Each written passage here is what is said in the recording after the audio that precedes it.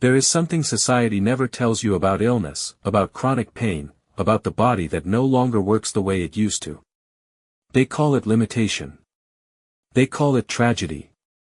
They look at you with pity in their eyes and quiet relief that it is not them. Yet under all those labels, a silent question waits: what if everything you have been taught about sickness and strength is a lie? What if the person living with illness, with pain, with a body that seems to fail them, is not broken at all? What if they are seeing something the healthy world is too distracted, too busy, too afraid to notice? What if limitation is not the opposite of meaning, but the doorway to it, the crack in the wall where truth and clarity begin to shine through? Viktor Frankl, a psychiatrist who survived the Nazi concentration camps, understood something most people spend their whole lives avoiding. He watched men lose everything: their health, their families, their freedom, their bodies wasting away. And he noticed something that shattered common sense: it was not the strongest bodies that survived, it was the people who found a reason to keep existing. Frankl wrote that everything can be taken from a person but one thing, the last of the human freedoms, the freedom to choose one's attitude in any given set of circumstances. That is not a pretty quote for posters. It is the description of a power that exists in you right now, even when your body is exhausted, hurting, or has been changed beyond recognition. This is not inspiration. This is a psychological fact. When your body is limited, when doctors give you news you never wanted to hear, when you wake up in pain and go to sleep in pain, one freedom remains untouched. The freedom to decide what this means. The freedom to choose who you become inside the limitation, even when nothing outside seems to be in your control. And that terrifies people. Because a person who finds meaning in suffering cannot be controlled. Cannot be pitied. Cannot be dismissed as a sad story. Your existence becomes an argument they do not know how to answer, proof that there is a kind of strength which does not match their simple fantasy of health, success, and endless upward progress. The first truth nobody wants to admit is this: your illness strips away the lies healthy people tell themselves. When you can no longer run from yourself with busyness, with distractions, with endless plans for later, you are forced into a question most people dodge until their deathbed: what is actually important while I still have time to live it? Healthy people scroll through their phones. They complain about traffic and minor inconveniences. They postpone their dreams for decades, promising themselves that later will be the time to begin. They act as if they have forever.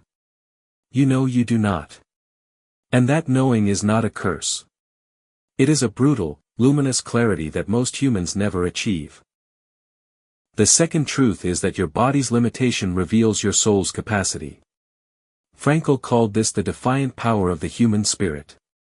When you cannot do, you discover you can still be. When you cannot achieve, you discover you can still mean something.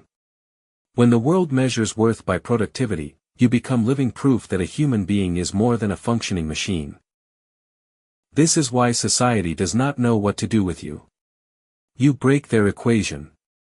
If worth equals health, strength, and output, then what are you supposed to be?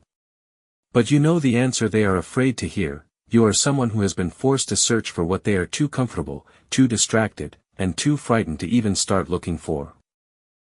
The third truth is that the meaning you find in limitation is more real than the meaning healthy people often perform. They chase goals that look impressive on social media. They collect achievements like armor to cover the emptiness inside. You do not have that luxury.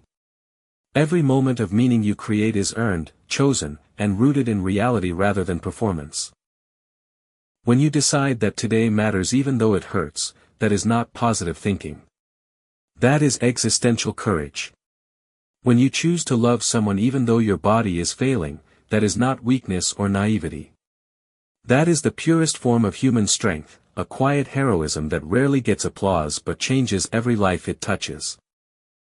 Frankl said there are 3 ways to find meaning: through what we create, through what we experience, and through the attitude we take toward unavoidable suffering. The healthy world mostly understands the first 2 and tries to stay far away from the third. You have been initiated into that third path, and the initiation, as brutal as it is, opens a deeper way of being alive.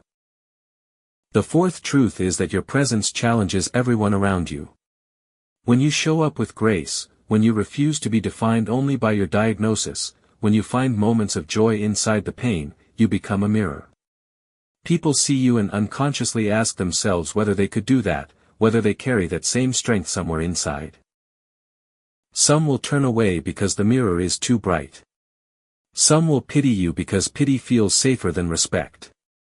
But a few, the ones who are ready, will see in you something they have been searching for without knowing it, proof that a human being cannot be reduced to circumstances, to medical reports, to what the body can or cannot do this year.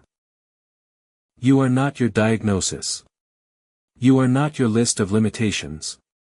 You are not the worst day you have ever had or the longest night you have ever survived. You are the consciousness that witnesses all of it and still chooses to mean something, the steady awareness that can decide, even in exhaustion, that life is still worth answering. The world calls you limited. Frankl would call you free. Free from the illusion that health guarantees happiness. Free from the lie that productivity equals worth. Free to ask the only question that has ever really mattered: given what I cannot change, who will I choose to be with the time, the energy, and the love that remain to me? And here is what the healthy world does not understand: you did not choose this pain, but you can choose what it becomes. Not by pretending it does not hurt. Not by performing gratitude you do not feel. But by deciding, again and again, that your life will mean something that no disease, no setback, no loss of ability can ever fully erase. That is not weakness. That is the kind of strength that makes empires look fragile, because it does not depend on fortune or youth or physical perfection. It is the strength of someone who has faced the worst and still whispers yes to life, even when that yes is quiet, trembling, and spoken through gritted teeth in the dark. Your body may be limited. Your spirit is not. Your circumstances may be cruel. Your response does not have to be. You are not a tragedy. You are a human being who has been given the terrible, sacred gift of seeing what most people spend their whole lives avoiding, the truths that only become visible when the old certainties break apart. And if this message found you on a hard night, when your body aches and the future feels impossible, let this be your reminder: you are not broken. You are not a burden. You are someone who has been forced to become wise before your time, someone whose very existence is a kind of teaching the world does not yet know how to read. The ones who pity you do not understand. The ones who dismiss you are afraid. But the ones who truly see you recognize something rare: a person who has met suffering face to face and refused to let it have the final word, a person who quietly proves, day after painful day, that meaning is still possible here. Frankl survived the camps and wrote that those who have a why to live can bear almost any how. You are the living proof of that sentence. Not because your pain is less real or less severe, but because the meaning you wrestle from it is more real than anything that tries to crush you, more solid than fear, doubt, or despair. If these words reached you at the right moment, if something in them reminded you of a strength you forgot you had, do not keep it to yourself. Share it with someone who needs to hear that their limitation is not their ending, that the story does not close here, that another chapter of meaning is still possible. You are not your illness. You are the one who decides what your illness means. And that power, that quiet inner freedom to choose your attitude and your story, is something no diagnosis can ever take away, no prediction can erase, and no fear can fully silence once you have claimed it as your own, every single day.